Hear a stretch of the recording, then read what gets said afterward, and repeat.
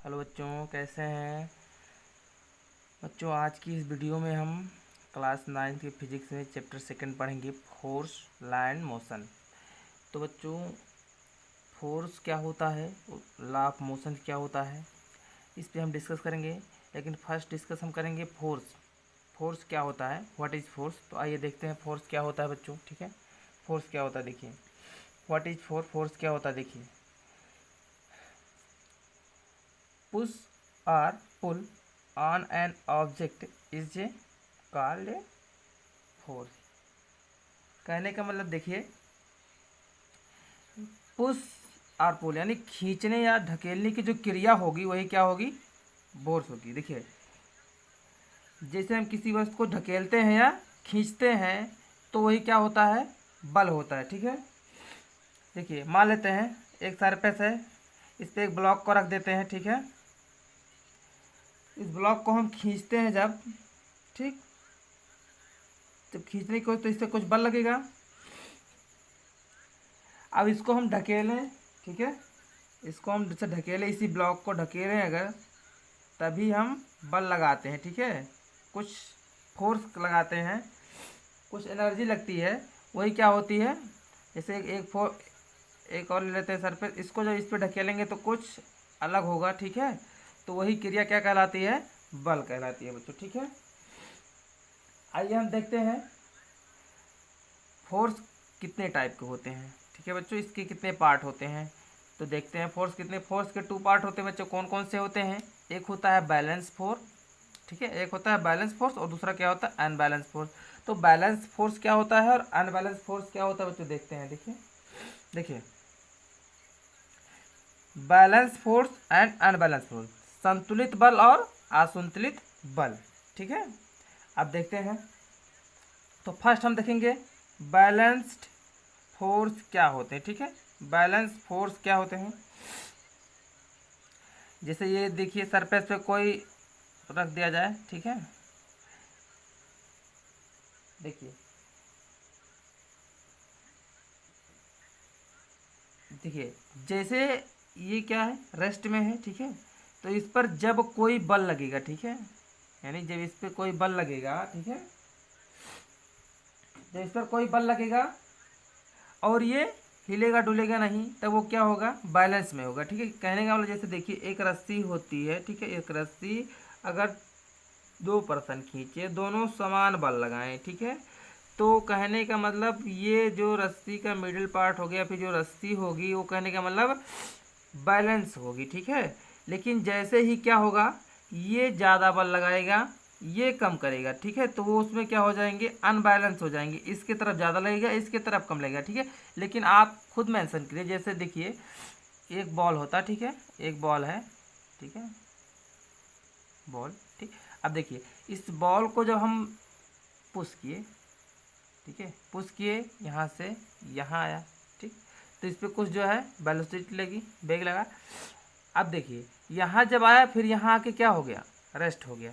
अब यहाँ रुका, तब भी इस पर क्या लग रहा है, फोर्स लग रहा है। ठीक है, कौन सा फोर्स, ये देखिए नीचे सरफेस है, मान लीजिए वो क्या है, अर्थ है। ठीक है, अर्थ है, अर्थ है, पृथ्वी। अब आपको पता है पृथ्वी पे क्या होता है, ग्रेविटी होती है, जड़त्व तो होता है।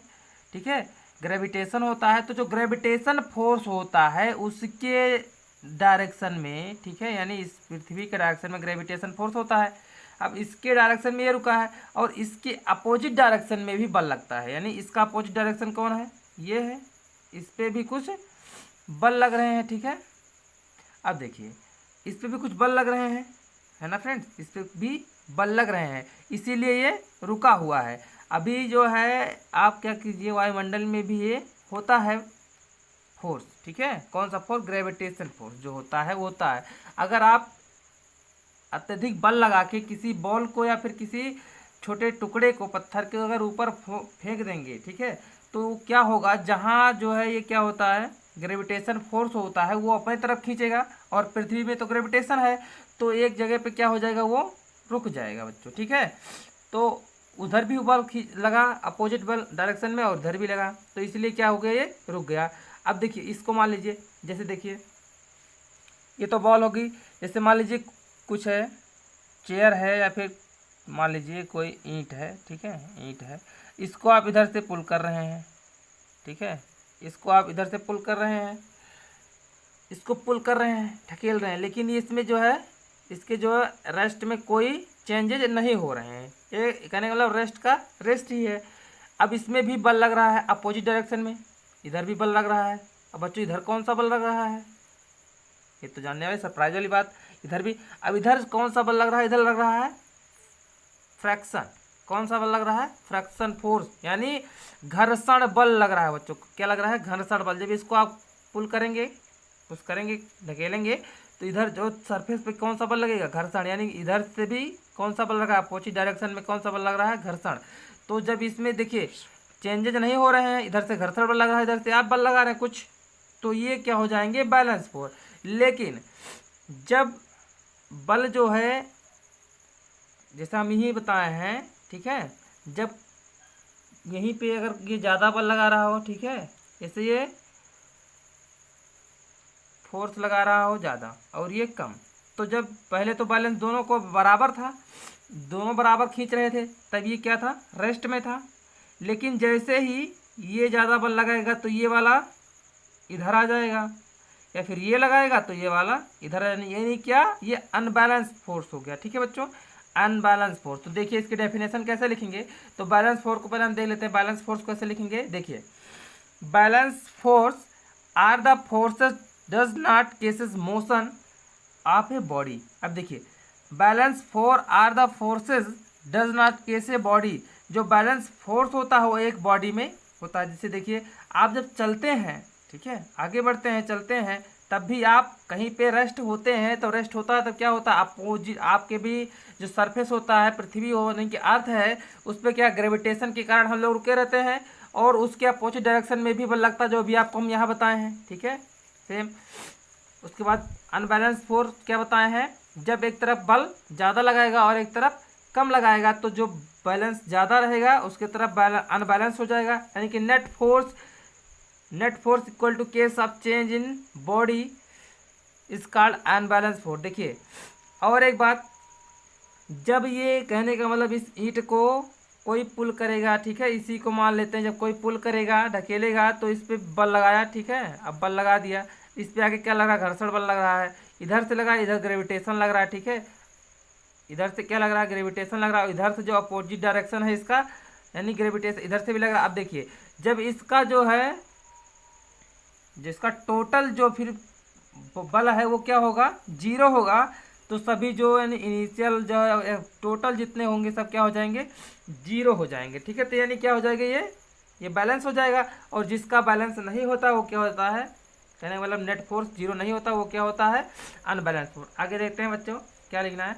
देखिए, न्यूटन्स लॉ ऑफ मोशन, यानी न्यूटन्स के गति के नियम। अब देखिए, हमें यहाँ देना समझना है, न्यूटन्स के गति के नियम को समझना। देखिए न्यूटन्स लॉ ऑफ मोशन क्या होते हैं। तो न्यूटन्स, बच्चों आपको बचपन से ही पढ़ाया जा रहा होगा, ठीक है, न्यूटन्स के बारे में। तो ये अपने 3 नियम दिए थे, कौन कौन से दिए थे, देखिए, फर्स्ट लॉ ऑफ मोशन क्या था, सेकंड लॉ ऑफ मोशन क्या था, and third law of motion क्या था, एक एक करके देखेंगे। ठीक है, तो फर्स्ट हम देखते हैं बच्चों, फर्स्ट लॉ ऑफ मोशन क्या है बच्चों। ठीक है, तो फर्स्ट लॉ ऑफ मोशन देखते हैं। देखिए, फर्स्ट लॉ ऑफ मोशन देखते हैं क्या है। देखिए, इसी में हम बात कर लेते हैं। ठीक है, जैसे कोई सरफेस है, इस पे कोई, ठीक है, वस्तु रख देते हैं। ठीक है, देखिए, इस पे कोई वस्तु रखिए। अब ये तब तक जो है रेस्ट में रहेगा। ठीक है, ये जो है फर्स्ट लॉ क्या करा, जब ये तब तक जो है रेस्ट में रहेगा जब तक कि इस पर कोई फोर्स ना लगाया जाए। ठीक है, या खींचने में ही, या फिर ढकेलने, या पुल करने पे, या फिर पुश करने पे, जब तक कि, यानी कहने का मतलब देखना, अगर इसको देखेंगे हम तो कहने का मतलब जब किसी वस्तु पर जो है बाहरी फोर्स, यानी जब कोई वस्तु विराम अवस्था हो, विराम अवस्था में हो, और जब उस पर कोई बाहरी फोर्स लगाया जाए, बाहरी बल लगाया जाए, और तब वो उसका विरोध करे, गति का क्या करे, विरोध करे, परिवर्तन का क्या करती है, विरोध करती है, तो क्या कहलाती है, फर्स्ट लॉ मोशन कहलाती है बच्चों। ठीक है, फर्स्ट लॉ ऑफ मोशन को हम लोग बोलते हैं इनर्शिया, जड़त्व भी बोलते हैं। ठीक है, तो आइए देखते हैं second law, first law, third law देखते हैं। अब देखिए इनर्शिया में क्या कह रहा है, इनर्शिया इज ए, इनर्शिया का मतलब होता है जड़त्व बच्चों। ठीक है, inertia is the property of body which resists the change in condition of motion. देखिए जब क्या कहता है, जैसे हम क्या करें, जैसे देखिए बच्चों कोई ट्रैक है, ठीक है, कोई जैसे मान लीजिए ये ट्रैक है, ये मान लीजिए ट्रैक है, ठीक है, समझने के लिए बना लीजिए, ये जैसे कोई ट्रैक है, ठीक, जैसे मान लीजिए कोई ट्रैक है। अब देखिए ये क्या है, गति की दिशा में है, मान लीजिए मोशन कर रहा है, गति कर रहा है। अब देखिए ये कब रुकेगा, जब इस पे आप ब्रेक लगाएंगे। ठीक है, जब इस पे आप ब्रेक लगाएंगे तभी रुकेगा ना।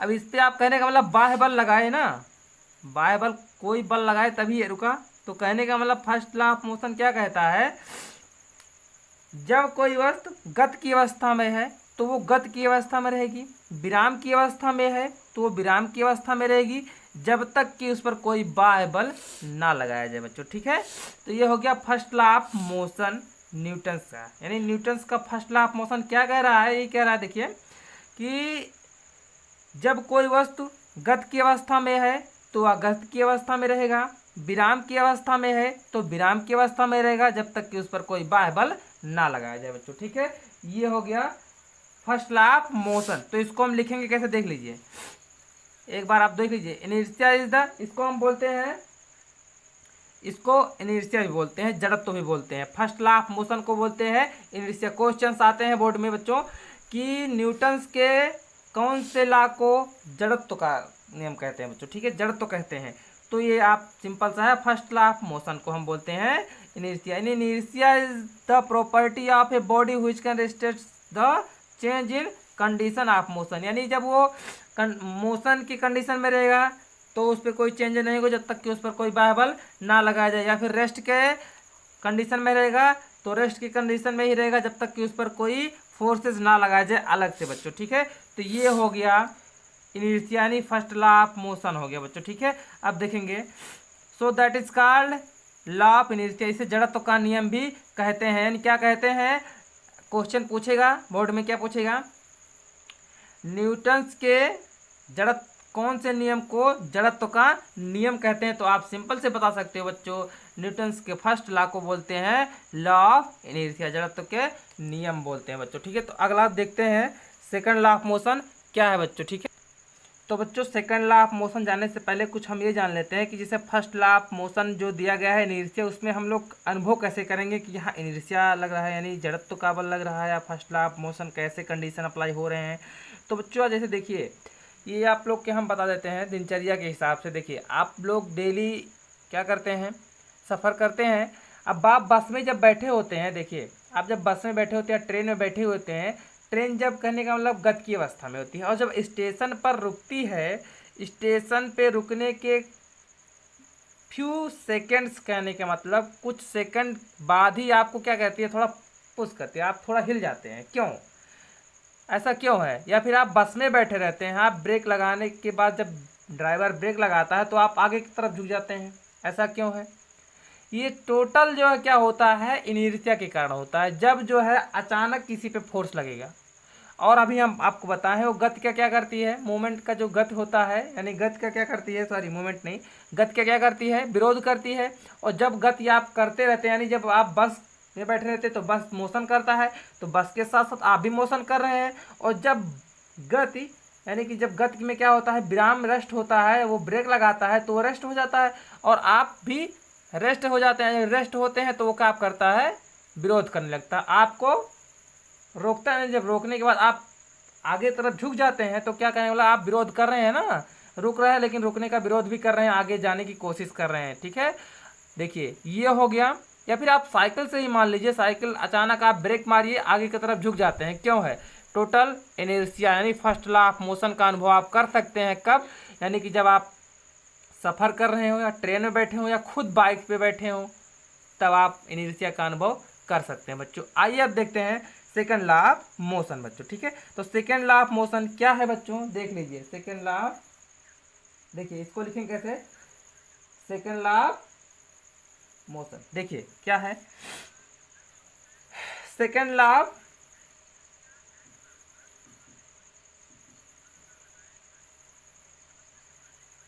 देखिए सेकेंड लॉ ऑफ मोशन क्या बताता है, जिसमें हम फर्स्ट लॉ ऑफ मोशन पढ़े तो उसमें क्या पढ़े हैं, फर्स्ट लॉ ऑफ मोशन पढ़े तो उसमें आया है इनर्शिया, लेकिन जो सेकेंड लॉ ऑफ मोशन पढ़ेंगे उसमें आता है मोमेंटम, और मोमेंटम का हिंदी होता है बच्चों संवेग, ठीक है। संवेग क्या होता है देखिए, यानी कि अगर हम संवेग को पढ़ लेते हैं तो सेकेंड लॉ ऑफ मोशन पढ़ लेते हैं, ठीक।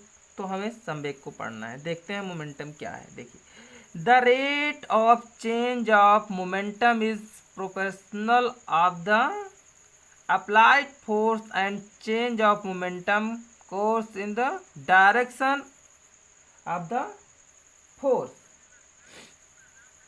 ठीक है। तो क्या है देखिए, किसी वस्तु के, यानी कि देखिए किसी वस्तु के वेग के गुणनफल के जो गुणनफल होता है वही क्या होता है, मोमेंटम होता है। जो कहने का मतलब टोटल मास, ठीक है, टोटल मास जो होगा वो क्या होगा, और उसके वेग जो होगा वेलोसिटी जो होगी वो टोटल उसके गुणनफल के क्या होगा, मल्टीपल इक्वल टू क्या होगा, मोमेंटम। यानी अगर हम बात करें मोमेंटम की तो इसकी डेफिनेशन के हिसाब से अगर देखा जाए, डेफिनेशन के हिसाब से अगर इसका फार्मूला देखा जाए तो मोमेंटम इक्वल टू क्या होगा, क्या होगा, मोमेंटम इक्वल टू मास, ठीक है, मल्टीपल मास मल्टीप्लिकेशन, ठीक है, गुणनफल जो होगा किसमें, वेलोसिटी इक्वल टू मोमेंटम। यानी जो क्या होगा, जो वेलोसिटी होगा और मास होगा उसका जो प्रोडक्ट होगा, ठीक है, क्या होगा, मोमेंटम होगा, ठीक है। आइए देखते हैं, मोमेंटम इक्वल टू दिया है मास गुणे वेलोसिटी मल्टीप्लाई वेलोसिटी, तो हम संवेग को p से डिनोट करते हैं, मास को m से और वेलोसिटी को b से बच्चों, ठीक है। तो इसका फार्मूला सिंपल क्या बन जाएगा, p equal to m v, ठीक है बच्चों। यानी अगर बात करें हम, ठीक है, अगर बात करें हम संवेग की तो मास और वेलोसिटी का जो प्रोडक्ट होता है वो क्या होता है, मोमेंटम होता है। मोमेंटम इक्वल टू क्या होता है, मास मल्टीप्लाई वेलोसिटी, ठीक है। यानी अगर पूछा जाए द्रव्यमान किसी वस्तु के द्रव्यमान और वेग के गुणनफल को क्या बोलेंगे, हम संवेग बोलेंगे। एक बार और सुन लीजिए डेफिनेशन, किसी भी वस्तु के द्रव्यमान और वेग के गुणनफल को क्या बोलेंगे, मोमेंटम बोलेंगे, ठीक है, मोमेंटम बोलेंगे, संवेग बोलेंगे बच्चों, ठीक है। संवेग इक्वल टू होता क्या है, p equal to m v होता है, ठीक है बच्चों। इसका जो SI मात्रक होता है, ठीक है, तो इसका जो SI मतलब मात्रक होता है बच्चों क्या होता है, देखिए जो मास है, ठीक है, मास को हम कहेंगे द्रव्यमान होता है तो इसको किलोग्राम में वेट करते हैं, केजी में, ठीक है। और जो कहने वाला वेलोसिटी होता है उसको हम मीटर प्रति सेकंड में, मीटर प्रति सेकंड,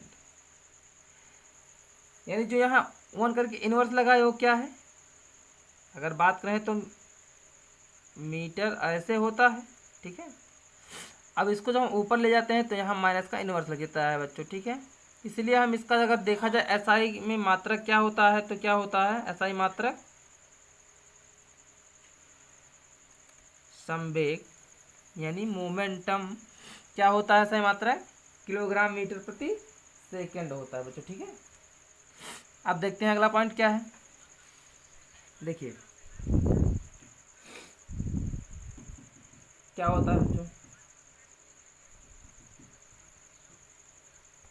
देखिए संवेग का जो परिवर्तन की दर होती है, ठीक है, संवेग के परिवर्तन की दर, ठीक है, यानी संवेग को जो इनिशियल मोमेंट होगा, इनिशियल यानी कि जो जैसे पहले शुरुआत का जो होगा क्या होगा, हम लोग पढ़े थे बच्चों, ठीक है, लाइट में यू है, और जो फाइनल मोमेंट है, ठीक है, फाइनल मोमेंटम और जो इनिशियल मोमेंटम है, यानी जो मोमेंटम यम हो गया और जो फाइनल है वो इनिशियल यू हो गया और जो फाइनल है वो क्या हो गया v। अब देखिए rate of change of momentum, rate of change of momentum equal to क्या हो जाएगा, चेंज इन मोमेंटम, यानी चेंज इन मोमेंटम यानी संवेग की परिवर्तन की दर, ठीक है, परिवर्तन की दर टाइम हो जाएगा दर, ठीक है।